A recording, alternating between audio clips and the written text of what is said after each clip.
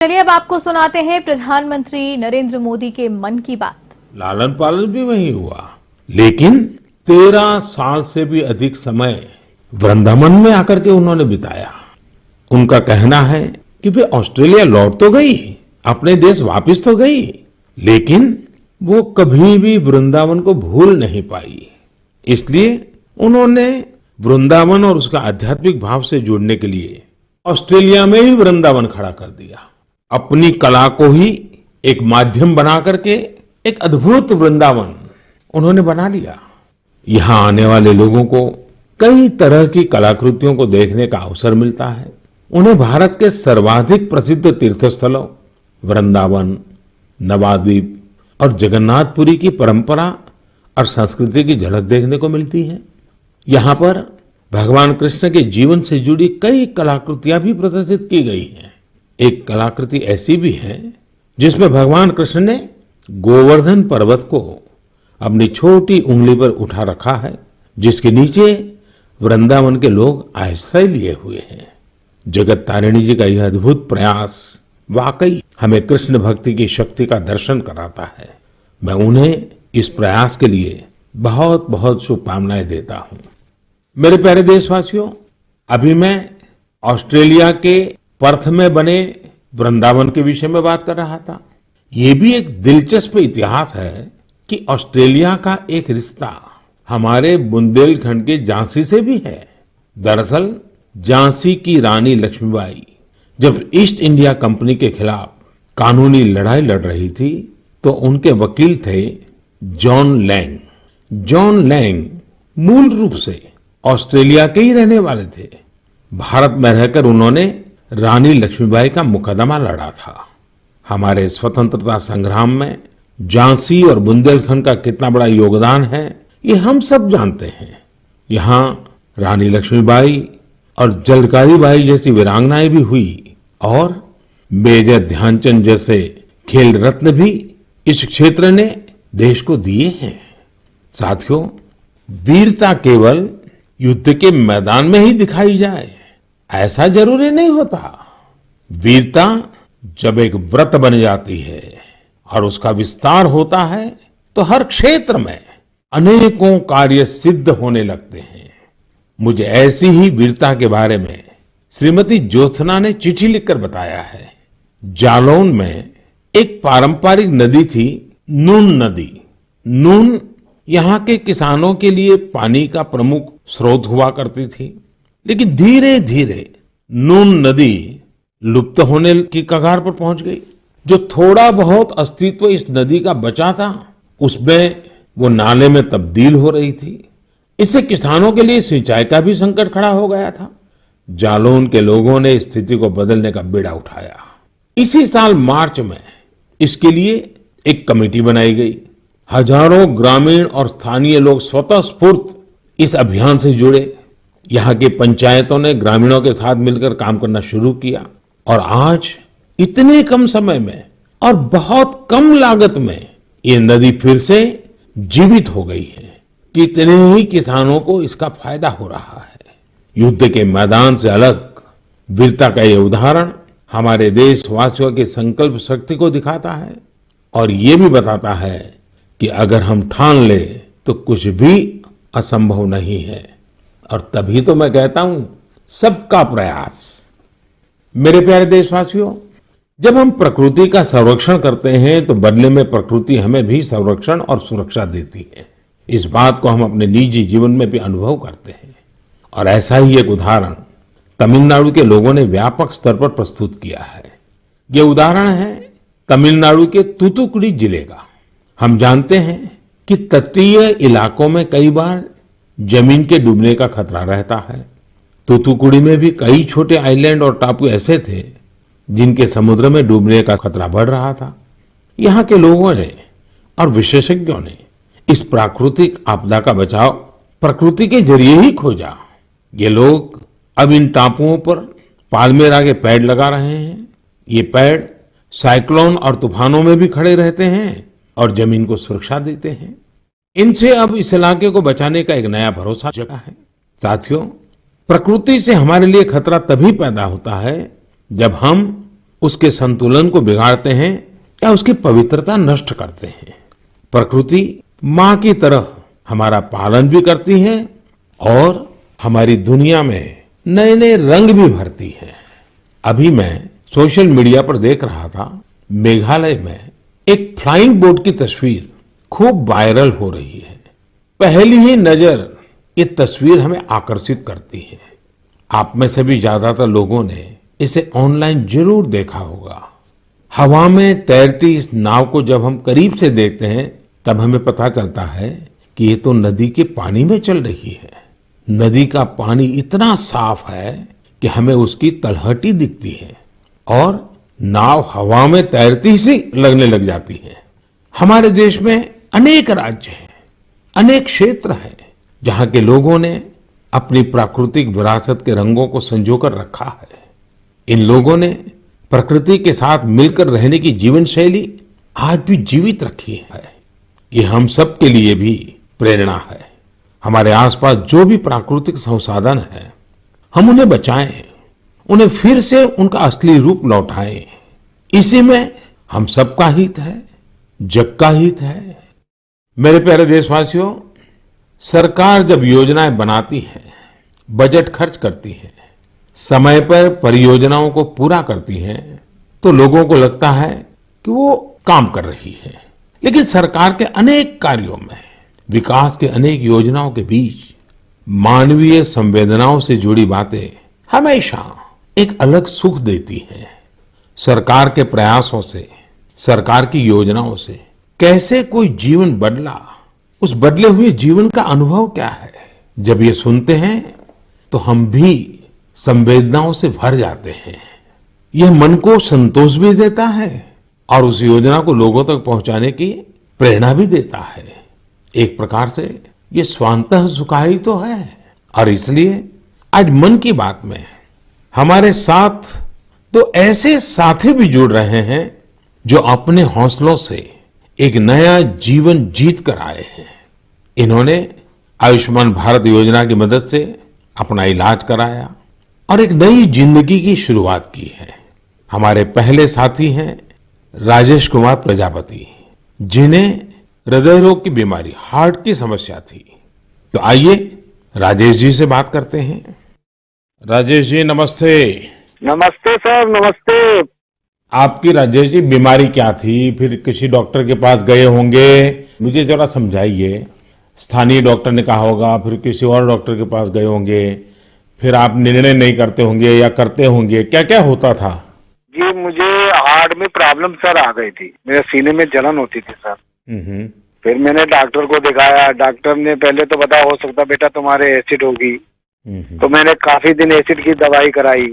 उससे जब मुझे फायदा नहीं हुआ, फिर डॉक्टर कपूर को दिखाया। तो उन्होंने कहा बेटा तुम्हारे जो लक्षण है उससे एंजियोग्राफी से पता चलेगा। फिर उन्होंने रेफर किया मुझे श्री राममूर्ति में। उनसे मिले हम अमरीश अग्रवाल जी से, तो उन्होंने मेरी एंजियोग्राफी करी। फिर उन्होंने बताया कि बेटा ये तो तुम्हारी नस ब्लॉकेज है। तो हमने कहा सर ये किसमें कितना खर्चा आएगा? उन्होंने कहा कार्ड है आयुष्मान वाला जो पीएम जी ने बनवा के दिया। तो हमने कहा सर है, हमारे पास है, और सारा इलाज उसी कार्ड से हुआ है सर। और जो आपने ये बनाया है कार्ड, बहुत ही अच्छी तरीके से हम गरीब आदमियों के लिए बहुत सहूलियत है इससे। और आपका कैसे मैं धन्यवाद करूं।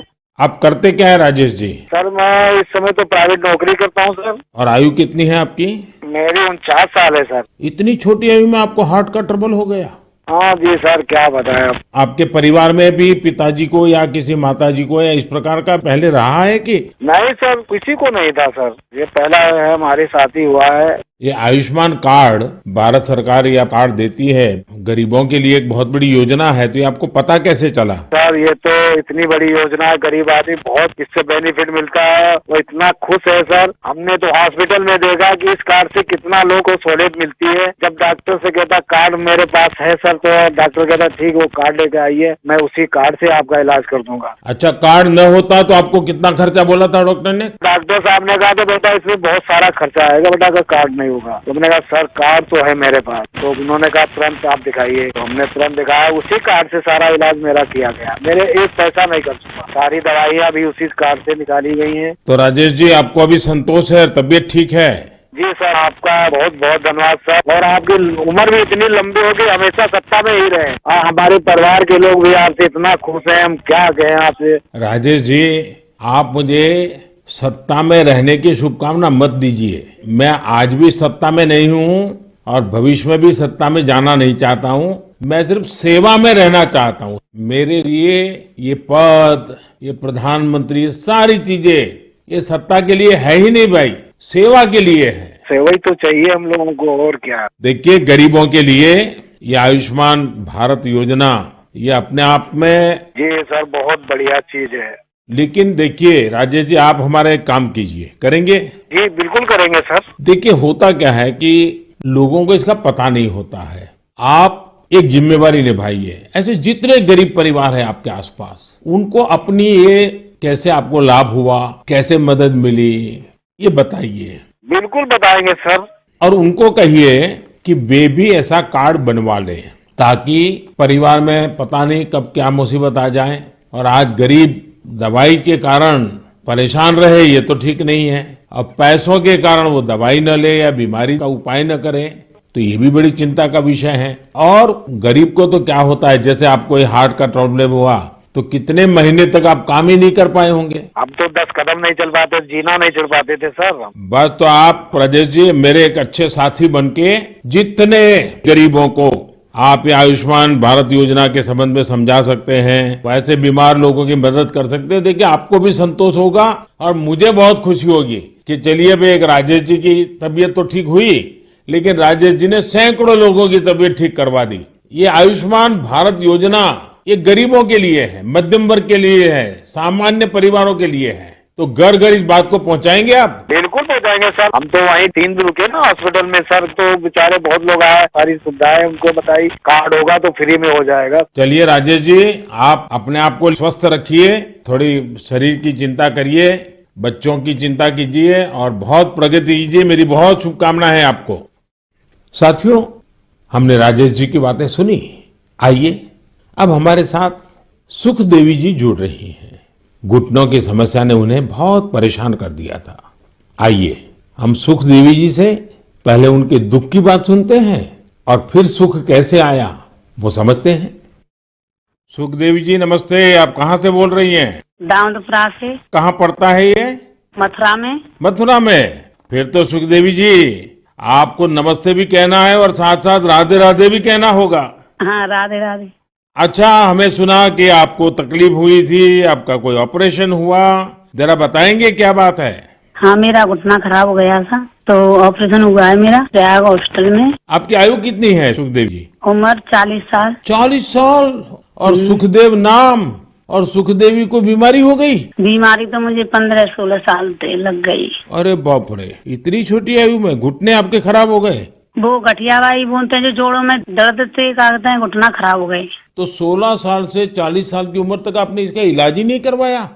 नहीं करवाया था। दर्द की दवाई खाते रहे, छोटे मोटे डॉक्टरों ने कहते, देसी दवाई है, वैसी दवाई है, थैला छाप डॉक्टरों ने कहते, उनसे घुटना चलवे पे ही खराब हो गई। 1-2 किलोमीटर पैदल चली मैं तो घुटना खराब हो गई मेरी। तो सुखदेव जी, ऑपरेशन का विचार कैसे आया? उसके पैसों का क्या प्रबंध किया, कैसे बना ये सब? मैंने वो आयुष्मान कार्ड से इलाज करवाया है। तो आपको आयुष्मान कार्ड मिल गया था? हाँ। और आयुष्मान कार्ड से गरीबों को मुफ्त में उपचार होता है, पता था? स्कूल में मीटिंग हो रही थी, माँ से हमारे पति को पता चला तो कार्ड बनवाया मेरे नाम से। हाँ। फिर इलाज करवाया कार्ड से, और मैंने कोई पैसा नहीं लगाया, कार्ड से ये इलाज हुआ है मेरा, खूब बढ़िया इलाज हुआ है। अच्छा, डॉक्टर ने पहले अगर कार्ड न होता तो कितना खर्चा बताते थे?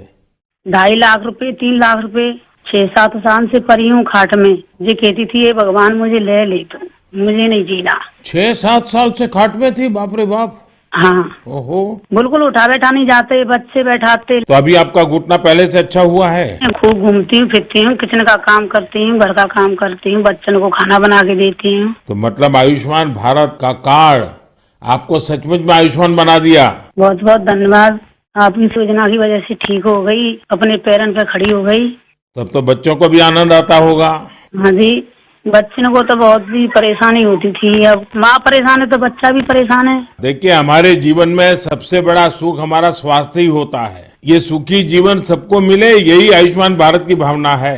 चलिए सुखदेवी जी, मेरी आपको बहुत बहुत शुभकामनाएं। फिर से एक बार आपको राधे राधे। राधे राधे, नमस्ते। मेरे प्यारे देशवासियों, युवाओं से समृद्ध हर देश में 3 चीजें बहुत मायने रखती हैं और वही तो कभी कभी युवा की सच्ची पहचान बन जाती है। पहली चीज है आइडियाज और इनोवेशन, दूसरी है जोखिम लेने का जज्बा और तीसरी है कैन डू स्पिरिट, यानी किसी भी काम को पूरा करने की जिद, चाहे परिस्थितियां कितनी भी विपरीत क्यों ना हो। जब ये तीनों चीजें आपस में मिलती हैं तो अभूतपूर्व परिणाम मिलते हैं, चमत्कार हो जाते हैं। आजकल हम चारों तरफ सुनते हैं स्टार्टअप स्टार्टअप स्टार्टअप। सही बात है, ये स्टार्टअप का युग है और ये भी सही है कि स्टार्टअप की दुनिया में आज भारत विश्व में एक प्रकार से नेतृत्व कर रहा है। साल दर साल स्टार्टअप को रिकॉर्ड निवेश मिल रहा है। ये क्षेत्र बहुत तेज रफ्तार से आगे बढ़ रहा है। यहां तक कि देश के छोटे छोटे शहरों में भी स्टार्टअप की पहुंच बढ़ी है। आजकल यूनिकॉर्न शब्द खूब चर्चा में है। आप सबने इसके बारे में सुना होगा। यूनिकॉर्न एक ऐसा स्टार्टअप होता है जिसका वैल्यूएशन कम से कम $1 बिलियन होता है, यानी करीब करीब 7,000 करोड़ रुपए से ज्यादा। साथियों, साल 2015 तक देश में बमुश्किल 9 या 10 यूनिकॉर्न हुआ करते थे। आपको ये जानकर बेहद खुशी होगी कि अब यूनिकॉर्न्स की दुनिया में भी भारत तेज उड़ान भर रहा है। एक रिपोर्ट के मुताबिक इसी साल एक बड़ा बदलाव आया है। सिर्फ 10 महीनों में ही भारत में हर 10 दिन में एक यूनिकॉर्न बना है। ये इसलिए भी बड़ी बात है क्योंकि हमारे युवाओं ने ये सफलता कोरोना महामारी के बीच हासिल की है। आज भारत में 70 से अधिक यूनिकॉर्न हो चुके हैं, यानी 70 से अधिक स्टार्टअप ऐसे हैं जो 1 बिलियन से ज्यादा के वैल्यूएशन को पार कर गए हैं। साथियों, स्टार्टअप की इस सफलता के कारण हर किसी का उस पर ध्यान गया है और जिस प्रकार से देश से विदेश से निवेशकों से उसे समर्थन मिल रहा है, शायद कुछ साल पहले उसकी कोई कल्पना भी नहीं कर सकता था। साथियों, स्टार्टअप्स के जरिए भारतीय युवा ग्लोबल प्रॉब्लम्स के समाधान में भी अपना योगदान दे रहे हैं। आज हम एक युवा मयूर पाटिल से बात करेंगे। उन्होंने अपने दोस्तों के साथ मिलकर पॉल्यूशन की प्रॉब्लम का सॉल्यूशन देने का प्रयास किया है। मयूर जी नमस्ते। नमस्ते सर जी। मयूर जी, आप कैसे हैं? बस बढ़िया सर, आप कैसे हो? मैं बहुत प्रसन्न हूँ। अच्छा, मुझे बताइए कि आज आप कुछ स्टार्टअप की दुनिया में हैं। हाँ जी। और वेस्ट में से बेस्ट भी कर रहे हैं। हाँ जी। एनवायरमेंट का भी कर रहे हैं। थोड़ा मुझे अपने बारे में बताइए, कि काम के बारे में बताइए और इस काम के पीछे आपको विचार कहाँ से आया? तो जब कॉलेज में था तभी मेरे पास मोटरसाइकिल था जिसका माइलेज बहुत कम था और एमिशन बहुत ज्यादा था। वो 2 स्ट्रोक मोटरसाइकिल था, तो एमिशन कम करने के लिए और उसका माइलेज थोड़ा बढ़ाने के लिए मैंने कोशिश चालू किया था कुछ 2011-12 में, और उसका मैंने करीब करीब 62 किलोमीटर पर लीटर तक माइलेज बढ़ा दिया था। तो वहां से मुझे ये प्रेरणा मिली कि कुछ ऐसा चीज बनाएं जो मास प्रोडक्शन कर सकते हैं, तो बाकी बहुत सारे लोगों को उसका फायदा होगा। तो 2017-18 में हम लोगों ने उसका टेक्नोलॉजी डेवलप किया और रीजनल ट्रांसपोर्ट कॉर्पोरेशन में हम लोगों ने 10 बसेस में वो यूज किया उसका रिजल्ट चेक करने के लिए, और करीब करीब हम लोगों ने उसका 40% एमिशन उसका कम कर दिया बसेस में। अब ये टेक्नोलॉजी जो आपने खोजी है उसका पेटेंट वगैरह करवा लिया? हाँ जी, पेटेंट हो गया। ये साल में हमें पेटेंट ग्रांट होके आ गया। और आगे इसको बढ़ाने का क्या प्लान है आपका? किस प्रकार से कर रहे हैं? जैसे बस का रिजल्ट आ गया, उसके भी सारी चीजें बाहर आ गई होगी, तो आगे क्या सोच रहे हैं? सर, स्टार्टअप इंडिया के अंदर नीति आयोग से अटल न्यू इंडिया चैलेंज जो है वहाँ से हमें ग्रांट मिला, और वो ग्रांट के बेसिस पे हम लोगों ने अभी फैक्ट्री चालू किया जहाँ पे हम एयर फिल्टर्स का मैन्युफैक्चरिंग कर सकते हैं। तो भारत सरकार की तरफ से कितना ग्रांट मिला आपको? 90 लाख। 90 लाख। और उससे आपका काम चल गया। हाँ, अभी तो चालू हो गया है, प्रोसेस में है। आप कितने दोस्त मिलकर के कर रहे हैं सब? हम लोग 4 लोग हैं सर। और चारों पहले साथ में ही पढ़ते थे और उसी में से आपको एक विचार आया आगे बढ़ने का? हाँ जी, हाँ जी, हम कॉलेज में ही थे, तो कॉलेज में हम लोगों ने ये सब सोचा और ये मेरा आइडिया था कि मेरा मोटरसाइकिल का एटलीस्ट पोल्यूशन कम हो जाए और माइलेज बढ़ जाए। अच्छा, पॉल्यूशन कम करते हैं, माइलेज बढ़ाते हैं, तो एवरेज खर्च कितना बचता होगा? सर, मोटरसाइकिल पे हम लोगों ने टेस्ट किया, उसका माइलेज होता 25 किलोमीटर पर लीटर, वो हम लोगों ने बढ़ा दिया 39 किलोमीटर पर लीटर। तो करीब करीब 14 किलोमीटर का फायदा हुआ और उसमें से 40% का कार्बन एमिशंस कम हो गया। और जब बसेस पे किया रीजनल ट्रांसपोर्ट कॉर्पोरेशन में, तो वहां पे 10% फ्यूल एफिशिएंसी इंक्रीज हुआ और उसमें भी 35-40% एमिशंस कम हो गया। मयूर, मुझे अच्छा लगा आपसे बात करके और आपके साथियों को भी मेरी तरफ से बधाई दीजिए कि कॉलेज लाइफ में खुद की जो समस्या थी उस समस्या का समाधान भी आपने खोजा और अब उस समाधान में से जो रास्ता चुना उसने पर्यावरण की समस्या को एड्रेस करने के लिए आपने बीड़ा उठाया।